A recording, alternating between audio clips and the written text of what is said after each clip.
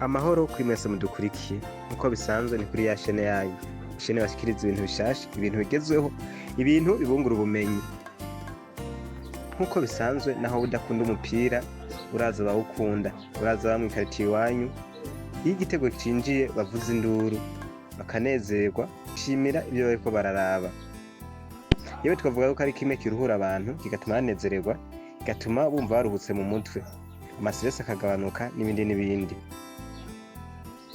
Nkuko benshi bagiye babidusaba, umunsi twabazaniye amakipe amaze gutwara ibikombe vya Primus League. Primus League igikombe ca Ligue 1, ligue ikinwa mu ciciro ca mbere c'u Burundi. Ikaze tubiganirire hamwe twunguka ubumenyi. Jewe muri kumwe ni Parfait Nzeyimana.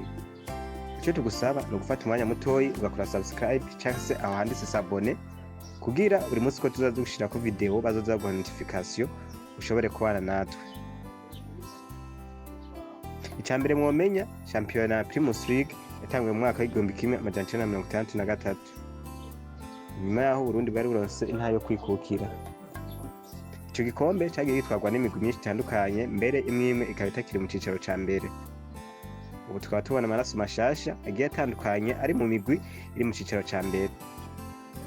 Mbega yo wibaza yuko ikipe kugira ije mu cicaro ca mbere bigenda gute? Imigwi myinshi hirya no hino kw'isi hatandukanye irakina kugira ishobore kuronka iteka yo gukina shampiyona yo mu cicaro ca mbere. Rero ko ariyo shampiyona iba ikomeye cane, aho ikipe ziba zashoboye kuba iza mbere zishobora guserukira igihugu mu makungu. Ivyo navyo bikaba ari iteka kuko ubona na benshi bo hirya no hino kw'isi batandukanye bagashobora kudandaza abakinyi, bakadandaza n'ibindi vyinshi bitandukanye kumvo z'uko baba babonywe n'amakungu. Kugira rero ushobore kuja mu cicaro ca mbere co mu gihugu, utegerezwa gushiramwo ingufu nyinshi kuko haduga ikipe zitatu ziba zabaye iza mbere, hanyuma zitatu ziba zabaye iza nyuma nazo zigakoroka mu cicaro kigira kabiri. Siguro yuko zishobora gukoresha ingufu nyinshi muri shampiyona ikurikira kugira zongere kuronka amahirwe yo kuja mu cicaro ca mbere. Ntibiba vyoroshe, aho bisaba yuko ukina n'amakipe menshi atandukanye kugira ushobore kugumana iryo teka. Mwomenya ko umupira w'amaguru ari ikintu gisaba amafaranga menshi, ariko ari naho hantu hambere hahemba amafaranga menshi. Kuko abakinyi b'umupira w'amaguru ugiye kuraba usanga aribo bantu ba mbere bahembwa amafaranga menshi kw'isi.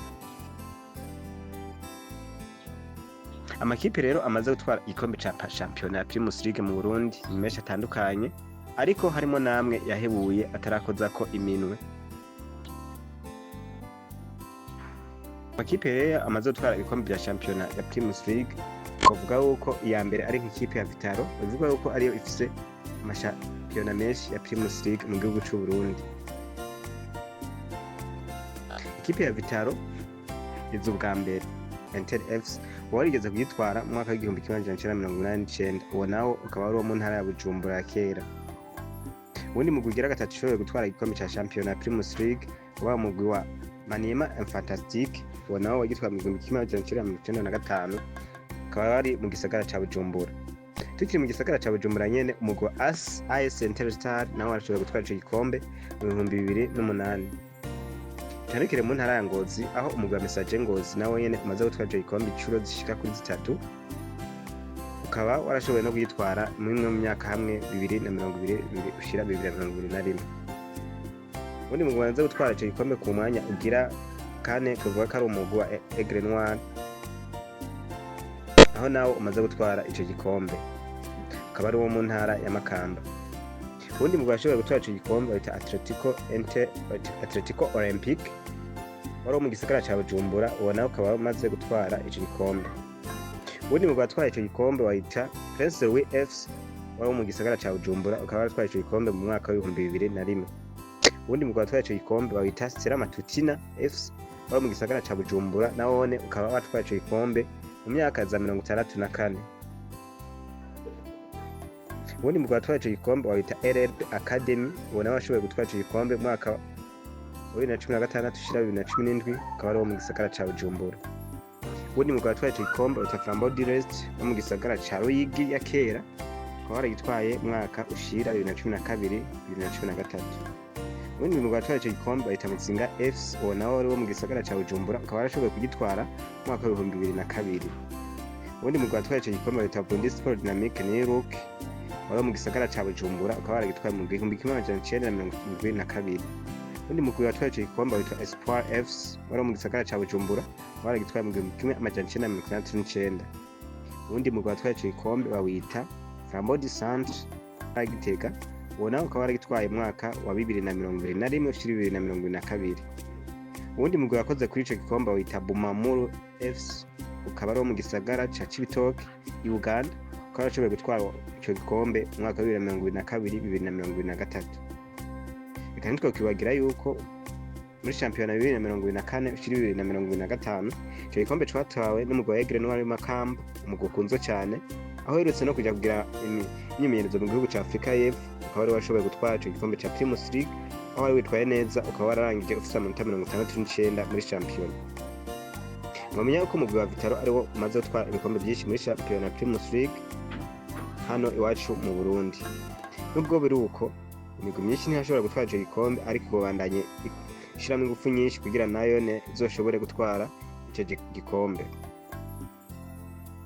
Muri shampiyona ya Ligue 1 mu Burundi hagiye hamwe utugorane dutandukanye. Umenya ko hari igihe yigeze gushika hakabaho kugabanya imigwi yari muri Primus League, bakayigabanya bakayigira 13, bakayigabanya bakayigira 12, ariko mu nyuma 2014 bongeye kugaruka mu makipe 16 kugira ikipe shampiyona ibandanye imeze neza. Mwamenya ko kugira umuntu atware igikombe amakipe yose uko ari 16 buri mwimwe yose itegerezwa guhura n'izo kipe uko ari 15 bahura bagakina urukino rwo muhira, bakongera bagakina urukino rwo gusubiriza, bakaheza barandika amanota 3 banganije, umwe agatwara rimwe undi agatwara irindi, utsinzwe agatwara 3. Amanota 5 niko bagenda bayandika, bakandika ibitego, bakandika n'ibindi biharuro bitandukanye kugira bashobore kumenya ikipe iba yatsinze gusumba iyindi. Rero woba bibaza yuko shampiyona ikurikira umwaka wa 2025 ushira 2026 shampiyona izotwarwa nande? Twandikire muri commentaire utubwire uko byakiriye, kandi mwibuke gukora subscribe. Mwakoze mwese twabanye kuri no munsi, mwibuke gukora subscribe, like, share na comment, mutubwire muri commentaire ibintu bishasha mwifuza yuko tubazanira. Ciao nawe utaha dushobora kuganira ku zindi ngingo. Mwaraheza.